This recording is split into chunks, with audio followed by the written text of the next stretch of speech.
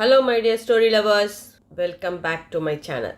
இந்த கதையோட கடைசி எபிசோடில் நம்ம இப்போ சந்திக்கிறோம். உங்களில் எத்தனை பேர் யாருன்னு யூகிச்சிருக்கீங்கன்னு தெரியலை. உங்களோட யூகமும் இந்த கதையோட முடிவும் ஒன்றா இருந்தால் உங்களுக்கு நீங்களே தோளில் தட்டி கொடுத்துக்கங்க. லாஸ்ட் எபிசோடில் மரக்கிழ விழுந்து இந்திரராஜன் இறந்ததையும் அதை சொல்கிறதுக்காக பூவாத்தாளோட அப்பா அரண்மனையை நோக்கி ஓடினாருன்னு பார்த்தோம் இல்லையா? அப்போ அவர் கண்ட காட்சி, குதிரை மேல திமுறா உலா போய்கிட்டு இருந்த திவான் குழந்தைசாமிய வெறிச்ச பார்வையோட வலது கையில வீச்சர்வாளோட மடக்குனா விருச்சிகமணி. பயத்துல குழந்தைசாமி நடுங்க கண்ணு வைக்கிற நேரத்துல அவனோட தலைய தனியா கத்தரிச்சு எடுத்தது விருச்சிகமணியோட வீச்சர்வாள். முண்டத்தை அங்கேயே விட்டுட்டு கையில தலையோட நடக்க ஆரம்பிச்சான் விருச்சிகமணி. தன்னோட தந்தையோட தலைய தட்டுல வச்சு புதைச்ச இடம் வரைக்கும் வந்தவன் அங்கேயே தோண்டி பதிலுக்கு திவானோட கழுத்தை புதைக்க நினைச்சான். சில வினாடிகள்லயே மனம் மாறி அந்த இடத்த தோண்டி இத்து போகாத தட்டை மட்டும் வெளியில எடுத்து வெட்டப்பட்ட குழந்தைசாமியோட தலைய அதுல வச்சுக்கிட்டு நடக்க ஆரம்பிச்சான். வேங்கை பொன்னி ஆலயம் வர நடந்தவன் அந்த சந்நிதி எதிர ஒரு பிரசாத தட்டை பிடிச்சிட்டு இருந்த மாதிரி பிடிச்சிக்கிட்டு போய் நின்னான். முகத்துல பெருமிதம் பொங்கி வழிஞ்சுது. சந்நிதிக்கு முன்னால அந்த மூங்கில் பெட்டி, ஆள் அரவம் இல்லாத சந்நிதியில ஒரு பூஜை பொருளா இருந்த அந்த பெட்டிய நெருங்கி திறந்தான். பளபளத்தது ஒரு புடவை. அதை பார்த்த மாத்திரத்துல விருச்சிகமணியோட விழிகள்லையும் பளபளப்பு. பக்கத்துல காஞ்ச மாலை சரங்கள், அதையெல்லாம் எடுத்து புடவை மேல மெத்துன்னு போட்டு அது மேல குழந்தைசாமியோட தலைய வச்சு மூடுனான்.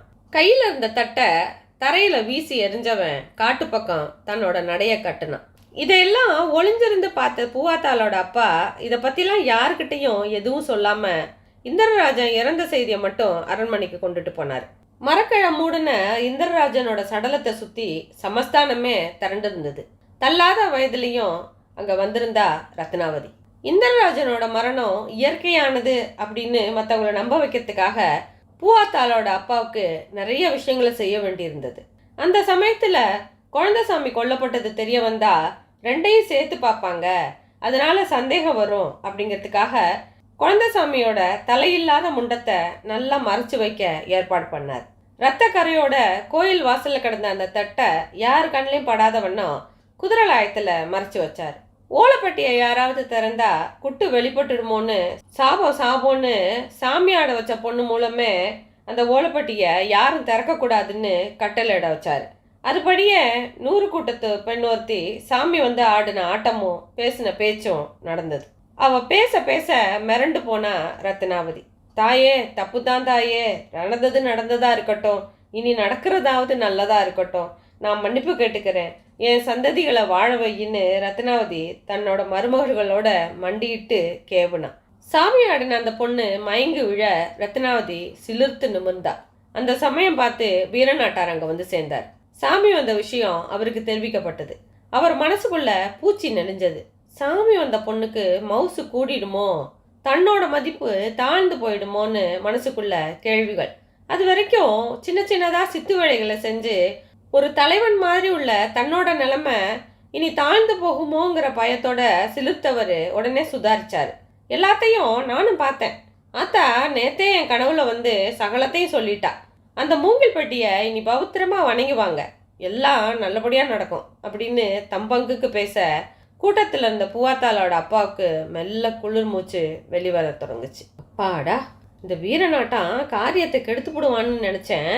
இவனை நெஜ சாமியார்னு நானும் நினைச்சதுதான் எவ்வளவு தப்பு. நெஜ சாமியார்னா இது நம்ம வேலைன்னு இல்லை சொல்லியிருக்கணும். எப்படியோ எல்லாம் நல்லபடியா நடந்தா சரி. அவரு தனக்குள்ள முணுமுணுத்துக்கிட்டு நிமிர்ந்தாரு. இந்திரராஜனோட உடல் அங்கேருந்து அகற்றப்படுது. ரத்னாவதி அழுத விழியும் தொழுத கையுமா பின்னாடியே போனான். 4 நாட்களுக்கு பிறகு அழுகிய நிலைமையில குழந்தைசாமியோட உடல் கண்டுபிடிக்கப்பட்டது. இதெல்லாம் நடந்த 1 மாசத்துக்குள்ள இந்திரராஜனோட 2வது குழந்தையான தெய்வநாயகி முதல் ஆண்டு நிறைவுக்கு பிறகு அம்மா வந்து இறந்து போனான். இயற்கையா நடந்த அந்த சம்பவம் வஞ்சியம்மா சாபத்துக்கு மேலும் வலு சேர்த்தது. பெண் குழந்தை பிறக்காது, பிறந்தாலும் உயிரோட இருக்காது அப்படின்னு எல்லாரும் நம்ப தொடங்கினாங்க. அரண்மனையில இருந்துகிட்டே இந்த மூட நம்பிக்கைக்கு தூபம் போட்டுக்கிட்டு இருந்தாரு பூவாத்தாளோட அப்பா. இந்த சம்பவத்துக்கு பிறகு நிலைமை மெல்ல மாறுச்சு. பாண்டியம்மாளுக்கு மதிப்பு மரியாதையும் கூடுச்சு. ஆனா இளையவர் சந்திரராஜன் அவ்வளவா மாற முடியல. குழந்தை சாமியை கொலை பண்ணது விருச்சிகமணி தான் அப்படிங்கிறது தெரிஞ்சதுனாலையும், அதோட அந்த விருச்சிகமணியும் இப்ப போலீஸ்ல மாட்டி சிறையில அப்படின்னு தெரிய வரவும், தான் தப்பு செஞ்சா தட்டி கேட்க ஒரு நாய் கூட கிடையாதுங்கிற தைரியத்தோட மேலும் பல கொடுமைகள் செய்ய தொடங்கினா சந்திரராஜன்.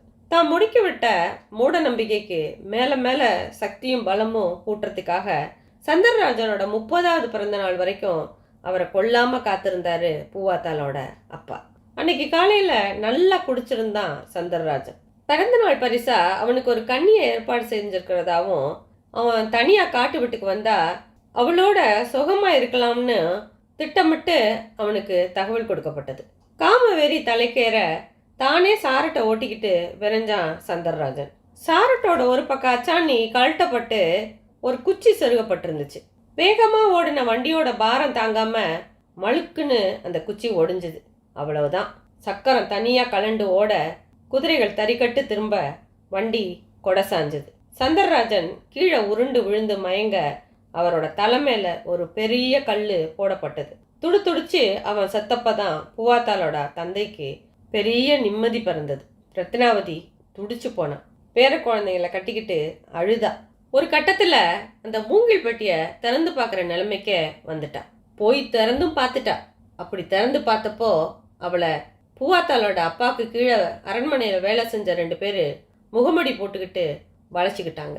ஒரு தனி அறைக்குள்ள அவளை போட்டு தள்ளிட்டு மூச்சு விடக்கூடாதுன்னு சொல்லிட்டாங்க.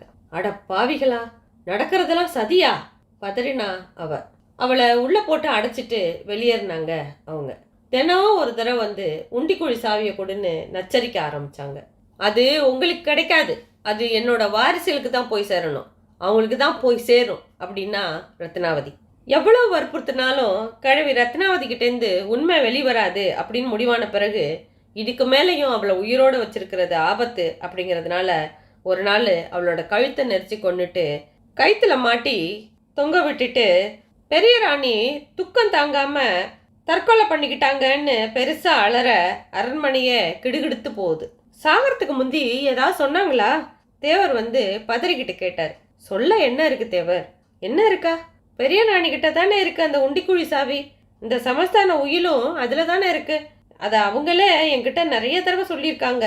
அதோட மதிப்பு பல கோடி அப்படின்னு சொன்ன தேவர்கிட்ட, அவங்கள விடவா கோடிகள் பெருசு, அவங்களே போயிட்டாங்களே தேவர் அப்படின்னு பாண்டியம்மா விசும்பனா. இனி நீங்க தான் எல்லாம், இந்த வாரிசுகளையாவது பார்த்து வளர்க்கணும், சாபத்திலேருந்து காப்பாற்றணும் அப்படின்னாரு தேவர். பாண்டியம்மா ஆமோதிப்பா தலையாசச்சா. அந்த சாவியை தேடுற வேலையை பாண்டியம்மா கைவிட்ட போதிலும் பூவாத்தாளோட அப்பா கைவிடலை. பழி வாங்குற படலமும் முடியலை. அவரோட மரணத்துக்கு பிறகு திட்டமிட்டபடி அவரோட மகனோட கைக்கு போச்சு அந்த செயல்கள். பழி வாங்குற செயல் தன் கைக்கு வந்த விதத்தை சொல்லிட்டு சகஜ நிலைமைக்கு திரும்பினவனை அர்ச்சனா வெறிச்சு பார்த்தா. என்னோட அப்பாவோட மரணத்துக்கு பிறகு வம்சாவளியா அவர் பார்த்த அதே வேலை சமஸ்தானத்துல எனக்கு கொடுக்கப்பட்டது. நானும் என் அப்பாவை போலவே பழி வாங்குற படலத்துக்கும் உண்டிக்குழி சாவியை தேடுற முயற்சிக்கும் சபதம் எடுத்தேன். இந்தர்ராஜனோட மகனான ராவநாத ரூபசேகர ராஜா திவ்யமங்கலத்தை மணந்தார். அவருக்கு கஜேந்திரனும் விசுவும் 2 பிள்ளைகள். சந்திரராஜனோட மகனான இளவரசர் ரங்கநாத ரூபசேகரர் திருமணமே செஞ்சுக்கல. விசுவுக்கு 1 வயசு இருக்கும்போது ராமநாத ரூபசேகர ராஜாவை அவரோட 30வது வயசுல விஷம் வச்சு கொன்னு மாரடைப்புன்னு நம்ப வச்சோம். விருச்சிகமணி செஞ்சது மாதிரியே செத்தவங்க உடல் உறுப்பை அந்த மூங்கில் பெட்டியில போடுற சபதம் எடுத்தேன் நான். அதுபடி உடல் புதைக்கப்பட்ட பிறகு ரகசியமா தோண்டி அவருடைய சுண்டு வரல வெட்டி எடுத்து மூங்கில் பெட்டியில போட பெட்டியை திறந்தோம். உள்ள புடவையோட மடிப்புல ராணி ரத்னாவதியோட கடிதம் இருந்தது. ஆனா அது விருச்சிகமணிய முழு குற்றவாளியா சொல்லியிருந்தது. பின்னால பிரச்சனை வந்து இதெல்லாம் சதி செயல் அப்படின்னு தெரிய வந்தா இந்த கடிதம் விருச்சிகமணியை தான் குற்றவாளியா காட்டும், எங்களை இல்லை. அதனாலேயே நாங்க அதை அழிக்கல. அந்த பெட்டியை கண்காணிக்கிற பொறுப்பை நானே வச்சிருந்தேன். அதுக்கப்புறம் விசுவோட சித்தப்பாவான இளவரசர் ரங்கநாத ரூபசேகர ராஜாவையும் விசுவோட அண்ணன் கஜேந்திரனையும் சாபங்கிற போர்வையில கொண்டது நானும் என்னோட கட்டளைப்படி என்னுடைய ஆட்களும் தான். இவங்க அவ்வளவு பேரும் திமிரு பிடிச்ச அலைஞ்சவங்க தான். வெளியில தெரியாம மற்ற பொண்ணுங்களை பெண்டால நினைச்சவங்க. அதனால் இவங்க மேலே இறக்கமே பிறக்கலை. ஆனால் இளைய மகாராஜா விசு எப்போவுமே எங்கள் அன்புக்கு பாத்திரமானவர். எங்கள் இளைஞர்கள் அவரை கொல்றத ஆட்சேபிச்சாங்க. இவர் ஒருத்தரையாவது மன்னிப்போம் அப்படின்னாங்க. இங்கே தான் இந்த அர்ச்சனா குறுக்க புகுந்தா. எங்கள் விஷயங்களை கொடன்னு கொடைஞ்சா. இந்த பொண்ணு எங்களுக்கெல்லாம் பெரிய தலைவலி.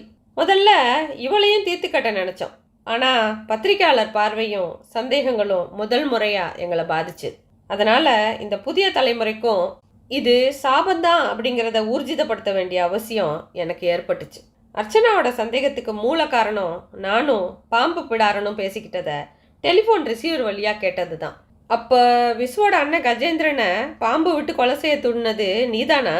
ஆமாம். மாடனோட நண்பன் சிலோன் ரவுடி ராஜநாயகன் தான் அதுக்கு உதவி செஞ்சான். அவனையும் உயிரோடு விட்டு வைக்கல. பழக்கப்படுத்தின ஒரு காலமாடு அவனை தீர்த்து கட்டிடுச்சு. எங்கேயும் தடயங்களே இல்லாமல் துளியும் சந்தேகம் வராத மாதிரி தான் எல்லா கொலைகளையும் செஞ்சுருக்கோம். இல்லைன்னா இத்தனை காலம் குப்பை கொட்டியிருக்க முடியாது. இந்த கொலையில் எதிர்பாராத விதமாக 100 கோடி கூட்டத்தை இருசன் மாட்டிக்கிட்டான். எங்கே குழப்பழி அவன் மேலே விழுந்துடுமோன்னு பயந்து நல்ல வேலை இளைய மகாராஜா ஜாமீனில் எடுக்க உத்தரவிட்டார். என்னோட முயற்சிகள் நல்ல பலன் தந்தது. நடக்கிறது சாபந்தாங்கிறத நம்பிக்கை வலுப்பட்டது. அர்ச்சனாவே பெருசாக குழம்புனா. இந்த கட்டத்தில் தான் எப்படியோ எங்கள் திட்டத்தை தெரிஞ்சுக்கிட்ட பாண்டிக்குட்டி நாங்கள் வளையாம்பிகையோட குழந்தைய இடம் மாற்ற போகிற விஷயத்த அர்ச்சனாட்ட சொல்லிட்டு செத்தான். அது தெரிஞ்சதும் குழந்தைய இடம் மாற்றுற அந்த முயற்சியை கடைசி நிமிஷத்தில் தவிர்த்தேன். குழந்தைய கூட கொல்லாமல் கொஞ்ச நாள் வச்சிருக்கேன்னு நினச்சேன். இதனால் அர்ச்சனாக்குள்ளேயும் சதியெல்லாம் இல்லை, இது சாபத்தாங்கிற எண்ணம் மேலோங்கும். அல்பாயுசில் சாக போகிற விசுவை விட்டு பிரிஞ்சு போயிடுவான்னு நினச்சேன். ஆனால் என்ன ஆனா? டிஎஸ்பி கன்னத்தில் கையை வச்சுட்டு கடூரமாக கேட்க அவன் தொடர்ந்தான். சாப விமோச்சனம் கிடைச்சிட்டதா விசுவும் அர்ச்சனாவும் சந்தோஷப்பட்டாங்க. தேவரும் அவங்க காதலுக்கு பக்கபலமாக நின்று பேசினார்.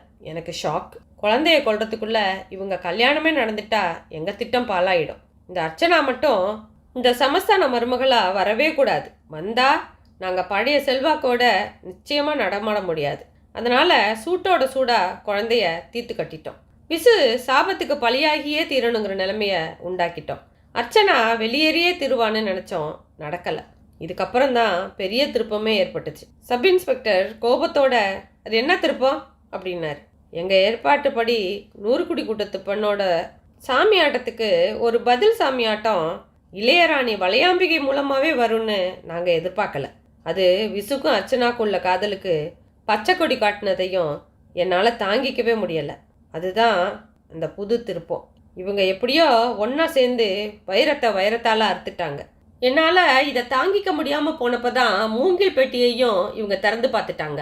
ஆனால் அதை நான் எதிர்பார்த்துட்டே தான் இருந்தேன். இனி நிதானமாக செயல்பட்ட ஆபத்துன்னு தான் வேகமானேன். எங்கே சதிங்கிறது தெரிஞ்சு போயிடுமோங்கிற பயத்தில் விசு, வசந்தி, வளையாம்பிகை 3 பேருக்கும் குறி வச்சேன். பாண்டியம்மாளுக்கு நல்ல விபூதியும் வளையாம்பிகைக்கு சைனைடு கலந்த விபூதியும் கொடுத்தோம். மூங்கில் பெட்டியை காவல் காக்கிறவங்களுக்கு போக்கு காட்ட விசு மாடிக்கு போன உடனே சுவிட்சு போட்டால் ஷாக் அடிக்கிற ஏற்பாடு பண்ணோம். இளைய மகாராஜா யூஸ் பண்ணுற சென்ட் ஸ்ப்ரேயரில் கடுமையான பாய்சன் கலக்கப்பட்டது. மூங்கில் பெட்டியோட சதை எலும்பு துண்டு துர்நாற்றத்தை தவிர்க்கிறதுக்காக எப்படியும் அறைக்குள்ள அவங்க அந்த சென்ட்டை யூஸ் பண்ணுவாங்கன்னு யூகிச்சேன். ஏன்னோ அது ஒன்று மட்டும் நடக்கலை. வளையாம்பிகை மட்டும் மரணிக்க வசந்தி தப்பிச்சிட்டான். அப்போ கூட என் நம்பிக்கை சாகலை. வசந்தியை அழிக்க காத்துட்டு இருந்தேன். வெளியில் என் ஆட்கள் விசுவுக்கு குறி வச்சாங்க. அதில் ஒரு குறி தான் பூனாக நெளிகிற பூமாலை. கடைசி குறி தான் துப்பாக்கி. ஒன்று தப்புனாலும் இன்னொன்றுக்கு விசு பதில் சொல்லியே தீரணுங்கிற நிலை. விசுவும் வசந்தியும் இறந்துட்டா மூங்கில் பெட்டியை திறந்து பார்த்தாங்க, அதனால தான் இறந்துட்டாங்கன்னு பழிய ரொம்ப சுலபமாக சாபத்து மேலே ஏற்றிருப்பேன். நம்பலைன்னாலும் ரத்னாவதியோட கடிதம் விருச்சிகமணியை தான் குற்றவாளியாக காட்டும், எங்களை இல்லை. ஆனால் என் கணிப்பு தப்பாக போச்சு. என் கூட்டத்தை ஆளே அர்ச்சனாவை எச்சரிக்கை பண்ணி பூனாகத்துக்கிட்டேருந்து விசுவை காப்பாற்றிட்டான். துப்பாக்கி உபயோகப்படுத்த வேண்டிய என் ஆளை அர்ச்சனா அடையாளம் கண்டுபிடிச்சு விசாரணைக்கு கொண்டு போயிட்டா. எல்லா திட்டங்களும் தோல்வி கண்ட கோபத்தில் நானே துப்பாக்கி எடுத்து சுட்டேன். அதுலேருந்தும் விசுவை தேவர் காப்பாற்றிட்டார். நானும் மாட்டிக்கும்படியாக ஆயிடுச்சு. பரவாயில்ல, ஒரு வீர சபதத்தை முடிஞ்ச வரை நிறைவேற்றின நிம்மதி எனக்கு உண்டு. எதுக்கும் ஒரு முடிவு உண்டு. இந்த சமஸ்தான ராஜாக்களோட திமிருக்கு ஒரு முடிவு வந்த மாதிரி இந்த முடிவுக்கும் இப்போ ஒரு முடிவு வந்திருக்கு. யாரையும் அடிமைப்படுத்தாதீங்க. மனுஷங்களாக நடத்துங்க. வாக்குமூலத்துக்கு நடுவில் ஒரு பொதுவான செய்தியை சொல்லிட்டு கலைச்சு சரிஞ்சான் அவன். அவனோட சேர்ந்து அவனோட விசுவாசிகளையும் கைது பண்ணது போலீஸ். அரண்மனையில் பாண்டியம்மாளும் திவ்யமங்கலமும் நடந்து முடிஞ்சதெல்லாம் இன்னமும் நம்ப முடியாத பாவனையில் இருந்தாங்க. நம்ம சுற்றி தான் என்னெல்லாம் நடந்திருக்கு, அதில் தான் எத்தனை அழுத்தம், எத்தனை சாமர்த்தியம். சகலத்தையும் உடைச்சு விசுவையும் மீட்டு நிறுத்தி இருக்கிற அர்ச்சனா அவங்க பார்வையில் ஒரு தெய்வ பெண்ணாவே தெரிஞ்சா. அப்பாவி 100 கோடி கூட்டம் மிரண்டு போயிருந்தது. வீரநாட்டார் கூட தனக்கே தெரியாம தான் பல தவறுகளுக்கு துணை போன வருத்தத்தில் இருந்தார். எப்போதும் அவரை சுற்றி நிற்கிற கூட்டம் கலைஞ்சு போயிருந்தது. நெடுநாட்களுக்கு பிறகு மனசுல பாரம் இல்லாம என்னைக்கும் இல்லாதபடி விடிஞ்சது கூட தெரியாம அசந்து தூங்கிட்டு இருந்த விசுவோட காதுகளை திருகுனா அர்ச்சனா. அலறி புடைச்சு எழுந்தான் விசு. தேவதை மாதிரி குளிச்சு முடிச்சு பூவும் பொட்டுமா தென்பட்டா அர்ச்சனா. அப்புறம் நல்லா தூங்கலாம், இன்னைக்கு நம்ம வேங்கை பொன்னி கோயிலுக்கு போகணும், மறந்து போச்சா அப்படின்னு அவ கேட்கவும், உத்தரவு யுவர் ஆனர் அப்படின்னு தயாராக தொடங்கினான் விசு. அரண்மனை மையத்தில் எல்லாரும் காத்துட்டு இருந்தாங்க. ராணி ரத்னாவதியோட கடிதத்தை கஷ்டப்பட்டு படிச்சுக்கிட்டு இருந்த பாண்டியம்மா பக்கத்தில் ஏதோ நிழல் உருவம் மாதிரி தெரிய நிமிந்து பார்த்தா. அர்ச்சனாவும் விசுவும், எங்கம்மா கிளம்பிட்டீங்க 2 பேரும்? கோயிலுக்கு. அர்ச்சனா, எனக்கு ஒரு ஆசை, சொல்லுங்க. எல்லாம் நல்லபடியாக முடிஞ்சு இப்போ கோயிலுக்கு போகிறேன். நீ தப்பாக நினைக்கலன்னா வஞ்சியம்மாளோட பட்டுப்புடவைய உடுத்திக்கிட்டு கோயிலுக்கு போமா. அவ்வளவு தானே, இதோ வந்துட்டேன், உற்சாகமாக உள்ள ஓடுனா அர்ச்சனா. அந்த புடவையை அவள் எடுத்தப்போ லேசா துர்வாடை. அவசரமாக அது மேலே ஜாஸ்மின் ஸ்ப்ரே பரவ விட்டா. ஒரு 100 ஆண்டு கண்ட புடவை அது. அதிசயமாக கிழியாமல் இருந்துச்சு. அங்கங்கே ரத்தத்திப்புகள் மட்டும் இருக்கிறத பார்த்து முகம் சுழிச்சா அர்ச்சனா. புடவையை கட்ட தொடங்குனா அர்ச்சனா. புடவைய கையால் கொசுறப்போ கையில் ஏதோ நெருடுது. கொசுவத்தை வயிற்றுல சொருகும் போதும் உறுத்துன மாதிரி இருந்துச்சு. தடவி பார்த்தப்போ உள்ளங்கையில் சுருக்குன்னு ஏதோ குத்துது. உத்து கவனிச்சப்போ புடவையோட ஜருகையாக வச்சு தச்சு கட்டப்பட்ட ஒரு சின்ன சாவி அர்ச்சனாவோட கண்ணில் பட அவளோட முகத்தில் வியப்பு, அப்புறம் மலர்ச்சி. புடவையை கட்டி முடிச்சு அவசரமாக வெளியில் ஓடி வந்தா. அரண்மனை மையத்தில் எல்லாரும் காத்துட்டு இருந்தாங்க. கூட்டத்தில் வீரநாட்டார் இருந்தார். கண்களை இடுக்கிக்கிட்டு அர்ச்சனாவை பார்த்தவர் அதிசயித்து போனார். வஞ்சி அம்மாவே திரும்ப பிறந்து வந்துட்ட மாதிரி இருக்கு. விசேஷமாக அழைச்சி வரப்பட்டிருந்த அர்ச்சனாவோட அப்பா காசிநாத் அர்ச்சனாவை அந்த கோலத்தில் பார்த்து மேசிலுத்து போறார். அத்தை, உண்டிக்குழி சாவி கிடச்சிருச்சு. உற்சாக குரல் கொடுத்த அர்ச்சனா அந்த சாவியை பாண்டியம்மா எதிரில் நீட்டுனான். அந்த சாவியையும் அதில் தென்பட்ட நட்சத்திர பொறியையும் பார்த்து பாண்டியம்மாள் திகைச்சு போனான். ஐங்கோண நட்சத்திர பொறி. அப்படி ஒரு ஐங்கோண நட்சத்திர பொறி அரண்மனையோட சயன அறையில் மைய சுவரில் இருப்பது அவளுக்கு ஞாபகத்துக்கு வருது. பாண்டியம்மா விசுவோட அங்கே ஓடுனான். விசு, இந்த நட்சத்திர சின்னத்தை இடிச்சான் விசு. பின்னால பூட்டப்பட்ட ஒரு கதவு. கையில் இருந்த சாவியை வச்சு அதை திறந்தப்ப கீழே ஒரு சுரங்கப்பாதை மாதிரி தெரியுது. இறங்கி நடக்க நடக்க கால்களை தூசும் தும்பும் வழவழக்க பாதையோட முடிவில் ஆளுயர தேக்கு மரப்பெட்டி. ரொம்ப சிரமத்தோடு அதை திறக்க கர்ண கடூரமாக சப்தம் கொடுக்குது அந்த பெட்டி. திறந்த பெட்டிக்குள்ள நீல பட்டு துணி மேலே கடந்த வைரங்கள் ஒளியை காட்டி ஜொலிக்குது. கூடவே பாலமாக தங்கம். விசு ஓடி போய் எடுத்து வந்திருந்த டார்ச் லைட்டோட வெளிச்சம் இன்னும் பல புது புது ஆபரணங்களை காட்ட பேச்சு மூச்சு இல்லாமல் எல்லாரும் அங்கே பிரமிச்சு போய் நின்னாங்க. அறைக்கு வெளியில் வந்த விசு அர்ச்சனாவை இழுத்து அணைச்சிக்கிட்டான். விசு, யாராவது பார்க்க போகிறாங்க முணங்குறா. உடனே விலகுனான், கண்களில் நீர்த்தர. என்ன விசு இது, இந்த நேரத்தில் அழுதுகிட்டு அவனோட தாவங்கட்டையை தாங்கிக்கிட்டு கேட்டா அர்ச்சனா. அர்ச்சனா, இப்போ கிடைச்ச இந்த செல்வங்களை எல்லாம் விட பெரிய செல்வம் நீதான். உன்னால தான் நான் பழைச்சேன், இந்த சமஸ்தானம் பழைச்சது. ஆணுக்கு நிகரா அதுக்கு மேலே நீ காட்டின துணிச்சலுக்கும் விவேகத்துக்கும் நான் எப்படி நன்றி சொல்வேன். பாரதியோட பாட்டுக்கே நீ தான் அர்த்தம். இந்த செல்வத்தை எல்லாம் என் முன்னோர்கள் செய்த கொடுமைகளுக்கு பிராயச்சித்தமாக 100 கோடி கூட்டத்துக்கு அவங்களோட முன்னேற்றத்துக்கு உபயோகிக்க போகிறேன். அர்ச்சனா, எனக்கு நீ போதும், நீ மட்டும் போதும், வேற எதுவும் வேண்டாம். நெஞ்சில் காதல் தழும்பு சொன்னவனை பார்த்த அவளோட கண்கள்லையும் காதல் கசிய தொடங்குது. 2 பேரும் மறுபடியும் கட்டிக்கிறாங்க. நமக்கு எதுக்கு வம்பு அப்படின்னு காத்து கூட இடையில நுழையாம விலகி போகுது. கோர்ட் கூண்டில் நிறுத்தப்பட்டிருக்கிற கொலையாளியை பார்த்து சம்பிரதாயத்துக்காக பப்ளிக் ப்ராசிக்யூட்டர் கேள்விகளை கேட்க ஆயத்தமாக பிதுங்கி வழிகிற கூட்டத்துக்கு நடுவில் அவனும் பதிலுக்கு தயாராக கம்பீரமான நீதிபதி சகலத்தையும் கவனிக்க தொடங்க உங்கள் பேர்? இதுதான் ப்ராசிக்யூட்டரோட முதல் கேள்வி. வறண்ட தன்னோட உதடுகளை திறந்து ஈனஸ்வரத்தில் அவன் தன்னோட பேரை சொன்னான். கார்வார் சிவக்கொழுந்துவின் மகனான கார்வார் கருணாகரமூர்த்தி. கதை இங்கே முடிஞ்சிருச்சு. ஆமாம் மக்களே, முதல் அத்தியாயத்தில் மதுரை ஏர்போர்ட்டுக்கு விசுவை பிக்கப் பண்ண வந்திருந்த நம்ம கார்வார் கருணாகரமூர்த்தி தான் இத்தனை சதிகளுக்கும் பின்னாடி இருந்தவர். ஆனால் இந்த சதிகளை முதல்ல ஆரம்பித்தது அவருடைய தந்தை கார்வார் சிவக்கொழுந்து. இதற்கெல்லாம் பின்னணி அவருடைய அக்காவுக்கு தன் கண்ணு முன்னால் அங்கே நடந்த அநியாயம். Thank you for your support and keep supporting, keep listening my stories. Thank you. Bye bye.